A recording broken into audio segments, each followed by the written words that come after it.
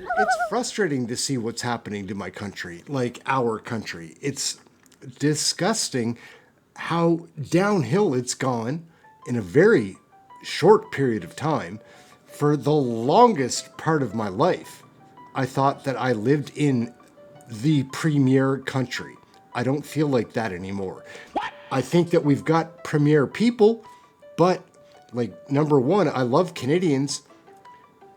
Not all the politicians, though. I have trouble trusting these guys.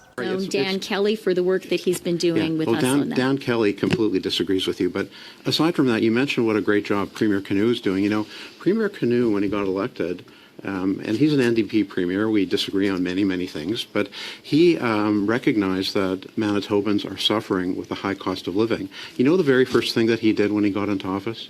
He cut the provincial gas tax by 14 cents. And he said it's because Manitobans are having trouble affording just to live.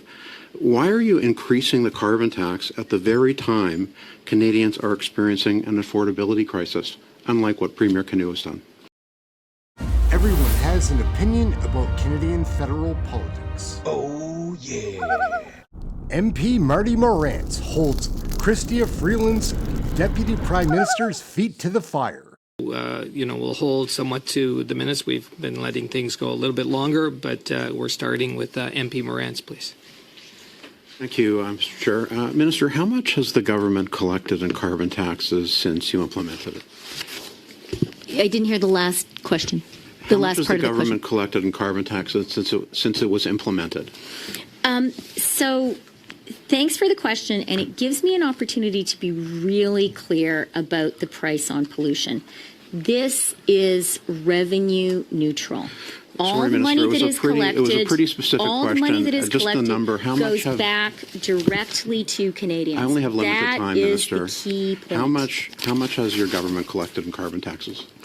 Also an opportunity for me to point out that Manitoba families will be getting $1,200 this year.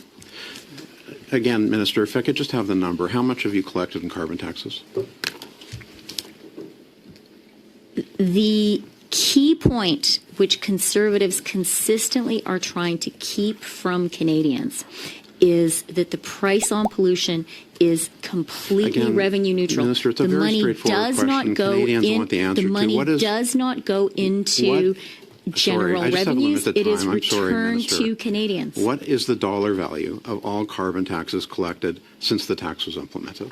The key point is that is money in the pockets of Canadians. For Manitoba families this year, it's going to be $1,200. That is making a real difference.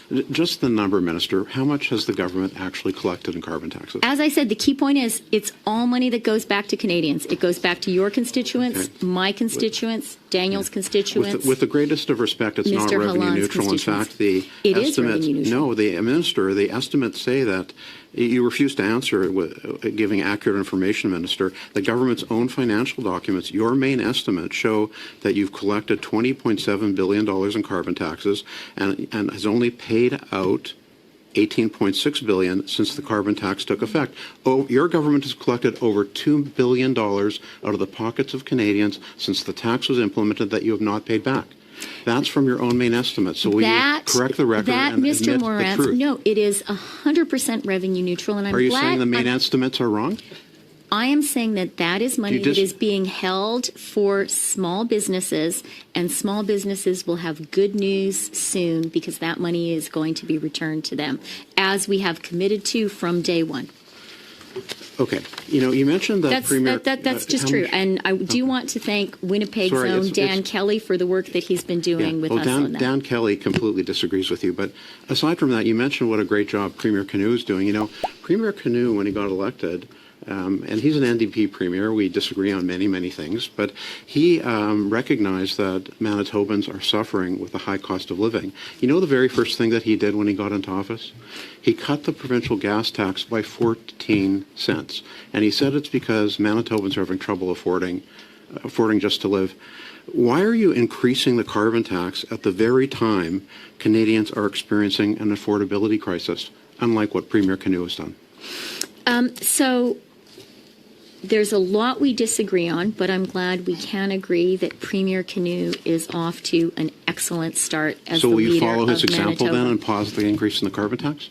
One of the things I admire about his leadership is his commitment to a climate plan for Manitoba, because he knows that that is an essential foundation of But why won't attracting you follow investment his example and good and jobs actually in Manitoba? take the jackboots off the necks of Canadians? I must say that that language is entirely inappropriate when we're talking about a democracy. Well, I began by talking about Prime Minister Mulroney and the exceptional courage he showed in recognizing Ukrainian independence. There are people in the world right now who do have real dictatorships oppressing them, like the people of Ukraine. And to use that language, talking about a government policy you disagree with, is entirely inappropriate and cheapens our discourse and our democracy. There are 7 premiers who have now called on you, representing close to 25 million Canadians, who are asking you to stop this tax increase. Premier Ford has also reduced the gas tax in Ontario. Why are you increasing taxes on Canadians at the very time they need a break? Let's be very clear. And your line of questioning actually helps to highlight this. The price on pollution is revenue neutral. Every single penny. Yes, it According to is. your main estimates, it is Every not. single penny goes back to Canadians, and the $2 billion that you have highlighted, that is money for Canada's small businesses, and Canada's they've been small waiting businesses 6 years for it, Minister. will be getting Small businesses. that money back, and I look forward When? to announcement What in date? due course. Thank you. MORANTZ and So, gang, what is going on? Why can't CHRYSTIA Freeland, Deputy Prime Minister, Minister of Finance, give any straight answers?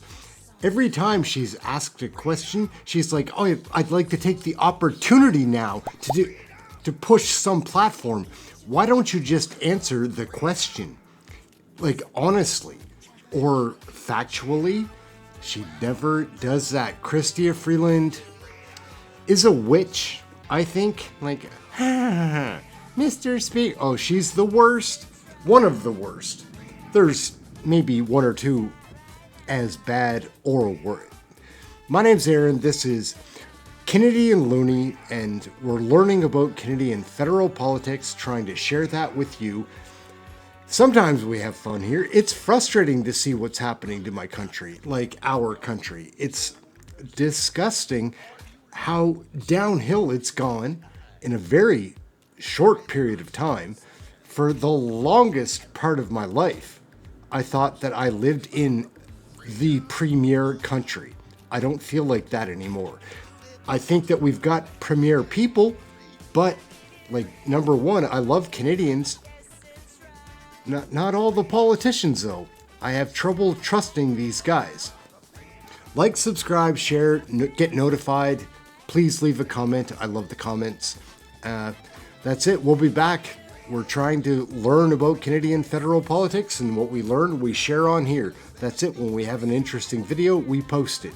That's how it goes. So, yeah. Like, subscribe, share, get notified, all those fun things. Please leave a comment. I'm Aaron. Thank you for watching this video. We'll catch you in the next one. There's going to be a lot more. Catch you next time. Thanks for watching.